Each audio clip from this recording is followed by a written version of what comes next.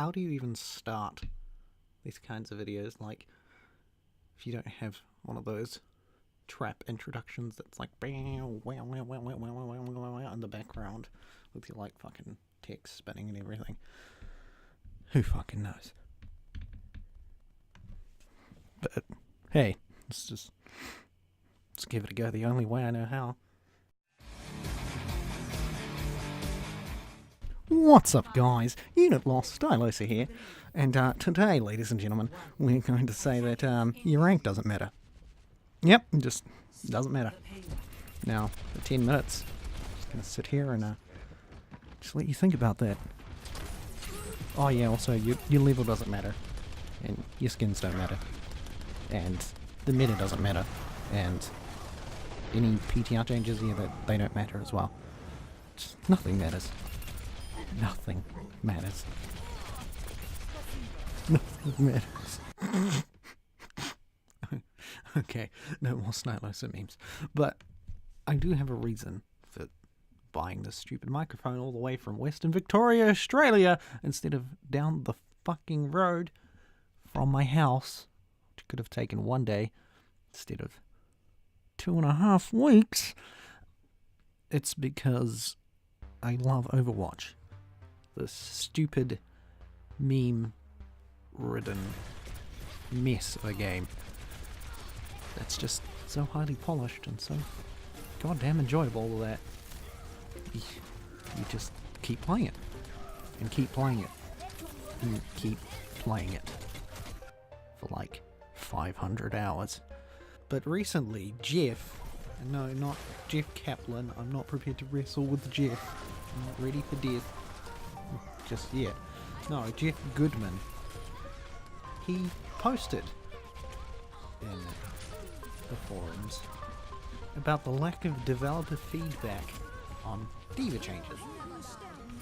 And needless to say, people were not too impressed.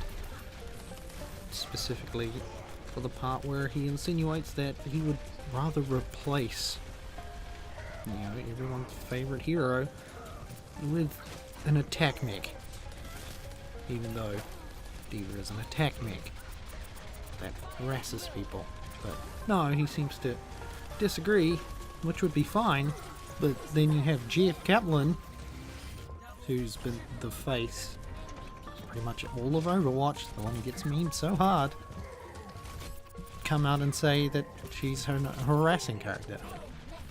So it seems that everyone at Overwatch is either pulling developer replies out of the hat just to, keep everyone up to date and just look like they give a shit, or we have two of the lead developers of this fantastic game that we love so much just straight up not agreeing, which is interesting, because what if they don't agree on McCree and they think his flashbang works and it's a useful part of this fucking kit, or that Reaper shouldn't be able to cancel his Wraith ability, even though Mei can cancel it, and pretty much everyone can cancel abilities that give them another ability, but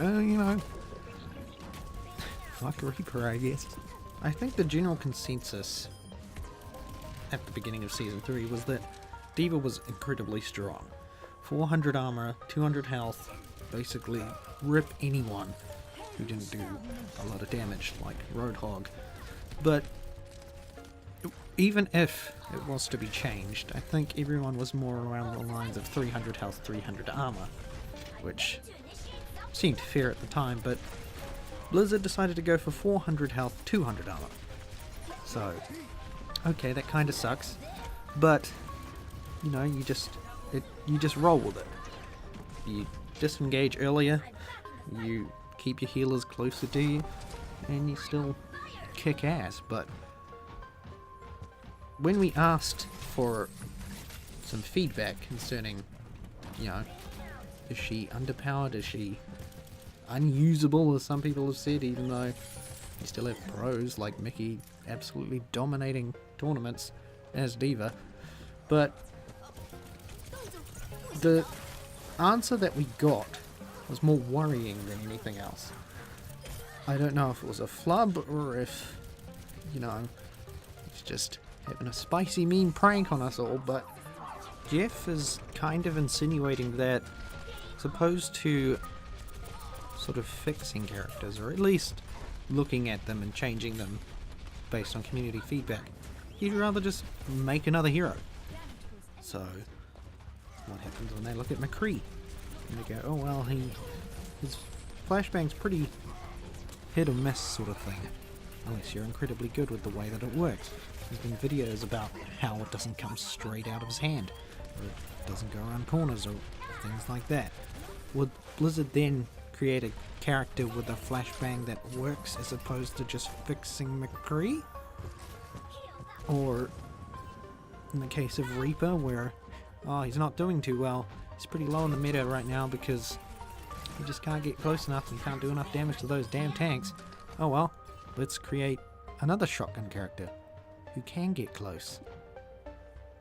That's kind of worrying, because what then is the point of having these characters if you can just make another one? I think these feelings are kind of compounded by the D.Va bug that went through the latest patch, where if you shot through a friendly teammate and D.Va had defense matrix, it basically meant nothing. And then there was another bug apparently where on the PTR, if you were busted out of your mech in some way, shape or form and you got back in, the defense matrix would be weird.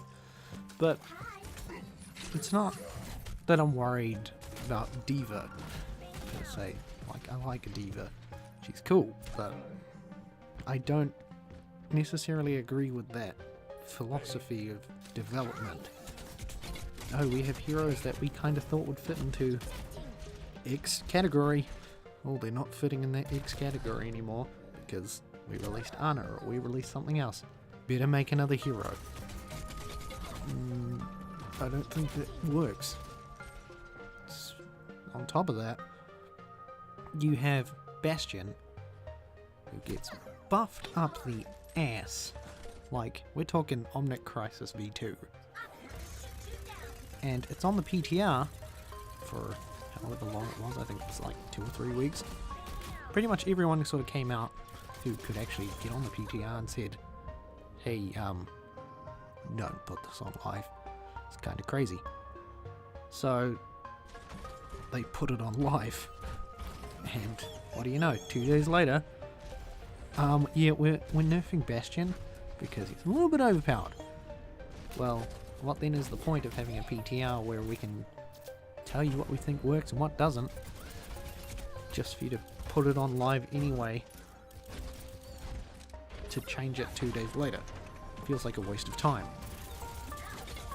I don't think that this is a big, oh my god, Overwatch is over, oh no, but I do think now that happy fan art, oh look at all these characters, is sort of passing, and now we're settling into the hey, we want the game to be balanced era.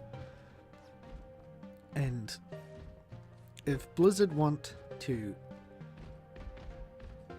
essentially fix or nerf characters based on our feedback, I think it might be smart if they listen to our feedback.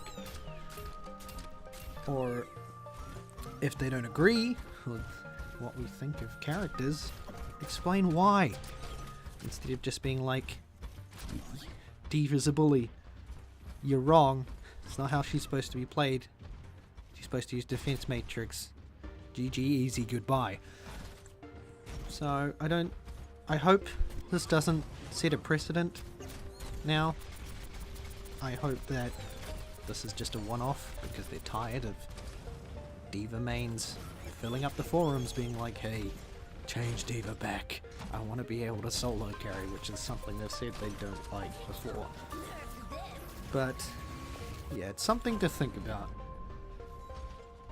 I was originally going to have my first video with the microphone of me playing competitive, but I think I'm going to wait until I'm 100% sure that people can't shoot through defense matrix. But thanks for watching. I'm not a Force Gaming or a, a hammy as in terms of, understanding of the game. I'm not a grandmaster. I'm just a lowly top 10% diamond. But what I'm saying comes from the right place, as in I want this game to be the best that it can ever be, and I can't think of any one of my favorite YouTubers who talked about it. So I have a voice box, and it kind of works, even though it's got a weird and wacky New Zealand accent. It seems every single Overwatch YouTuber is from Australia. Our mortal enemies. But that's besides the point. So, thanks for watching. If you watched my bad meme videos before, thanks for watching those. And yeah, hopefully I'll see you soon in a competitive montage video or something.